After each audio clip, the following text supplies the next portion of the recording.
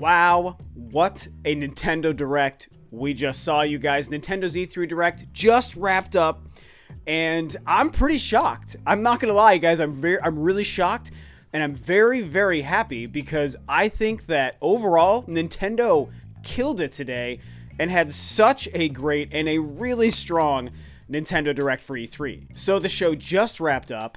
It is very fresh in my mind. I took no notes. I'm just doing this straight off the cuff as it comes to me because it was so good. I mean, coming off of how weird this E3 has been, and we've all been talking about it, I discussed it on my live stream last night. This year, the press conferences have lacked something. Even though I think, the first two were pretty good, I still feel like something hasn't felt right. And there's been a distinct lack of excitement and hype. And here comes Nintendo, and we all put our faith and our hope in them, and I was ready to believe they were going to deliver a really solid show, and thank goodness, because they definitely did. So, obviously you can tell, I'm gushing, and I'm fanboying a little bit, to be fair. I'm already a Nintendo fanboy, so maybe that bias comes into play here. But I loved it. I loved their show. They did spend some time on a couple of games early on that I'm not really interested in, but so what? Every conference does that, right? Not every conference has every game that you care about. You're gonna hear about things that are just big deals for a lot of different people. And I think that Nintendo, they just came out of the gate swinging. Dude, they opened up with that reveal of those Dragon Quest characters in Smash Brothers. And if you watched my live stream last night, I literally said that. That was one of my predictions, that maybe we'll see something crazy like a Dragon Quest character. I don't know why that felt right for me to say in that moment. And I'm not gonna lie, I am shocked that that was true. I didn't necessarily believe it. I just kind of threw it out there as a random prediction, and it turned out to be true. That's crazy. So I'm not a Dragon Quest guy. I'm not a fan of the series. You guys know I don't play many JRPGs. Very, very, very few do I play. And I'm not into Dragon Quest, but I thought that was a big reveal. And I know that a lot of people out there, a lot of you guys are probably huge fans of that series and JRPGs. So I think that was a smart character to reveal, or a smart couple of characters. I feel like when they showed all those different characters, that maybe they were like alternate skins or something, alternate costumes. I'm assuming, potentially, I don't really know, but that's what it looked like. Either way, pretty cool, and then they even talked about the Dragon Quest XI coming out, I think in September this year, and I still can't believe that game hasn't released on the Nintendo Switch, but that's where we are, and yeah, that was a pretty strong opening with a brand new Smash Brothers character. I think we need to talk about how, in no surprise, the pace of the show was perfect. This is why Nintendo has figured this out. No awkward pauses for people screaming and yelling and clapping and acting like maniacs in the audience. None of that weird stuff. No awkward people on stage. It just was the perfect delivery because it's a pre-recorded thing, And for the longest time, I'll admit, for a long time, I was a stalwart supporter of the live press conference at E3. I was, because I feel like that tradition is still something I care about. The thing is, the last couple of years, I think the industry has gotten worse and worse at delivering press conferences, and last year and this year really prove it, because the quality of press conferences, the presenters, the pacing, all of that stuff, even the onstage demos of games, it's just lacked quality, and it's become very strange and awkward and uncomfortable sometimes, and things are just weird. And so nowadays, I feel like I've really switched my tune, and I think Nintendo is doing it right. I always loved that they did what they did, don't get me wrong, but I still liked the idea of live conferences, but between this year and last year, I'm kind of done with them. I feel like the industry is no longer capable when it comes to live press conferences for E3, so I feel like they should just stop them altogether. I loved seeing Koizumi, I loved seeing Shinya Takahashi, and of course, I loved seeing Doug Bowser. So smart to bring him out. I'm really glad they did that. It made a lot of sense. We've seen previous E3 Directs where Reggie would host the entire thing. And we really haven't seen too much of a front-facing introduction of Doug to people, even though we kind of knew who he was beforehand. I kind of would have liked it if he actually, once Koizumi introduced him, if he just directed the whole rest of the show. I don't know why we switched to Shinya Takahashi, but I love him too, so that part's fine. And so, yeah, it was great to see Doug, and he got to show us Luigi's Mansion. Yo, Luigi's Mansion looks so good. I love the new mechanics. They're going to create such great puzzles with that plunger thing that you pull, and the Gooigi thing that can even be played co-op if you want. And they did confirm a multiplayer mode, which I kind of theorized a while ago. That game, it looks beautiful, right up my alley. No date. They just said 2019, which is nice, but no date. So definitely disappointed by that. You know, they didn't give us a month or a window. We just know it's somewhere in the back half of the year. Very strange that they're not yet ready to give us that date. It kind of makes me think that maybe Nintendo will end up delaying that game to 2020. If they weren't ready to give us a date today, why would they release it in 2019? You would think that they would put it in 2020. So hopefully that's not true, but that made me so extremely happy. What else did they do? So they showed Link's Awakening, which looks incredible. And they confirmed that is September 20th. Very excited. They have some kind of dungeon creator, dungeon maker sort of thing in it, which is really cool. I'm over the moon for that game because I think it's just going to be amazing. Now, here's the thing. I have to talk about my favorite part of the show. The part that I lost my mind during, and it is the No More Heroes 3 freaking reveal, you guys. That's why I have No More Heroes games up here right now, because out of everything we saw today, that was my jam. That was the moment for me. I lost my marbles watching that, you guys. And I was like, when it started, I was like, this has like a humorous, jokey vibe, like it's No More Heroes, even though they showed us this character that wasn't Travis. But as soon as he started talking, like, I thought it sounded like Travis, so I was like, is this possibly No More Heroes? But who is that guy? What's going on? And then he put on that mech suit, and I was like, well, that could be like a No More Heroes kind of joke. But then once he started fighting, I was like, nah, this isn't No More Heroes. You know, I thought it was Daemon X Machina or something else with mechs. But then it turned out to be Travis, you guys. Oh my goodness. It's like a dream come true to see this game real, man. And all this stuff about Travis Strikes Again, man, this game came out like 5 or 6 months ago. It's not an old game. It just came out. And at the time it came out, Suda51 was like maintaining, if this game performs well, maybe it'll allow us to make a No More Heroes 3, but we'll have to see. Which made it sound like just the decision to start development on the game was way into the future. Apparently he was lying about that cheeky bastard, because No More Heroes 3 is already in development. And they even said it's 2020, so it's coming out next year, provided it doesn't get delayed. Wow. I noticed it used the Roman numeral 3, which I didn't expect, but that's kind of whatever. And they didn't have a subtitle to it, so I assume there will be a subtitle, because that's just the way Suda deals with the No More Heroes games. The first one did not have a subtitle, but then the HD remake on the PS3 did have the Heroes in Paradise. Then we get Desperate Struggle, then we get Travis Strikes Again. So I assume it's going to be No More Heroes 3 : something. And so I don't know what to say, you guys. Oh, it was music to my ears. I was so excited. That is such a Rob moment for a Nintendo Direct. I can't believe that they put that in the show and that game is going to be real. Just too good. They showed so much other stuff, you guys. The Witcher 3, confirmed. Complete edition. It was real. I believed this was going to happen. It made so much sense. And there were so many rumors. There was, as I like to say, there was so much smoke to that fire. You would have been crazy not to believe it, and it turned out to be real. So the Switch continues to impress us. It continues to be magical. Anything is possible on this console. Tell me a game that can't come to the Switch. I almost don't believe it anymore. I just can't. They showed a new Contra game. That was incredibly exciting. It looked very different and like top-down kind of thing, but that was really cool to see, a brand new Contra game. They showed us some more on Marvel Ultimate Alliance. They showed us some more Fire Emblem Three Houses, which is all really great. Those games are coming out just next month. They're going to be absolutely freaking fantastic. Fire Emblem is a JRPG-ish kind of series that I'm hugely invested in. It's one of the very, very few. In fact, I'd probably say it's the only one at this point. So that was really great. Obviously, we have to talk about another big game they discussed, which was Animal Crossing, called New Horizons. I think I saw that leaked a couple days ago. So, you know, hey, not an Animal Crossing fan, but it was nice to see. So you guys finally got your taste of the new Animal Crossing.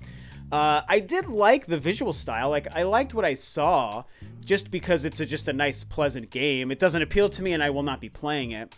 The big news from that, of course, was the delay to 2020, March 20th next year. So that game, unfortunately, did not make it out to 2019, which is a bit of a shame for sure, even though, again, it's not a game I was going to be playing. I know for you guys, it's probably very disappointing. But hey, that's okay. You know, at least it's going to be good. And March 20th isn't that far away. Like, let's say we expected Animal Crossing to launch in November. Well, March is only 4 months after that. So it sounds far because it's 2020, but it's really not that bad, right? So that's going to be that. You know, the last two things I'm going to talk about are two of the biggest moments of the show. Obviously, Banjo freaking Kazooie. You guys, it happened. It totally happened. I cannot believe it. I was definitely a doubter. I really was a doubter, you guys. I know a lot of people thought it was going to happen, and there was so many reasons to believe it would happen. And while I never was ruling it out completely, I will freely admit to you that I really didn't see it happening. I truly was like, you know, if I had to place money on this, I don't think it's going to happen. Boy, was I wrong, because boy, is Banjo-Kazooie in Smash Brothers. Oh my god, you guys, that is such a crazy thing. It's so crazy to see. What was it? Banjo-Kazooie is raring to go. That was so sly, the way they just kind of slid that in there, man. Very, very exciting. And I have to say, that is the first character that makes me now want to buy the Fighter's Pass. Because, you know, the Persona character didn't do much for me. The Dragon Quest people don't do much for me. But Banjo-Kazooie does. And while I could just buy individuals, it's like I might as well just get that darn Fighter's Pass and have everybody anyway. So now that I've seen a character I really care about, and it's Banjo-goddamned Kazooie of all things, I'm definitely picking that up. So great move, Nintendo. Great move, Microsoft, for allowing your character in this game. The Microsoft and Nintendo love fest just continues. So freaking crazy, man. And then, let's talk about it. The big thing, the big daddy of the show, the new Zelda. They actually teased the next Zelda. And what a tease it was. It was a great tease. Really, really well done. Very, very mysterious and ambiguous, while still showing us kind of what they're doing. I have many questions, obviously. It's clearly identical to Breath of the Wild, but that's okay, because we've seen that with Majora's Mask in the past. The other big question I have is, well, why did they show us the same Hyrule? I thought that was an interesting choice, because we just saw, you know, Hyrule Castle in the middle of Hyrule. Just, excuse me, the same Breath of the Wild map we know from Breath of the Wild. So, are we just going to play another game in the exact same map as Breath of the Wild? If that's true, I will keep my mind open, but I will be a little disappointed, right? You know, I hope that makes sense to you guys. And I don't really expect that. I feel like there's going to be so much information to get. They showed us like 20 seconds of like a 100-hour game that's coming out in several years.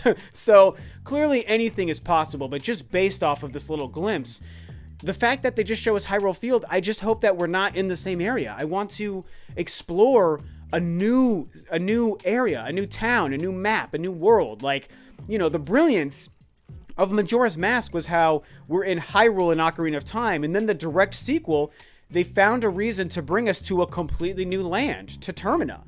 And so it was a sequel, but in a whole new map, with all new areas to explore that were totally unfamiliar. And given how amazing the open world of Breath of the Wild was, imagine if they create a whole nother brand new area with that same engine that's continuing this story. So that's what I hope to see. You know, and I love they were so smart to just give us that text that says the sequel to Breath of the Wild is in development. So we know exactly what it is. No mysteries, no questions. We can't confuse it with DLC, because I kind of was like, maybe this is DLC, which would definitely be a disappointment. But they didn't leave that question out there. No, this is a sequel. That's what you're going to play.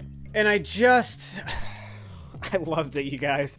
I love that so much. It was so amazing to see. Wow. Wow. Nintendo really pulled out all the stops, man.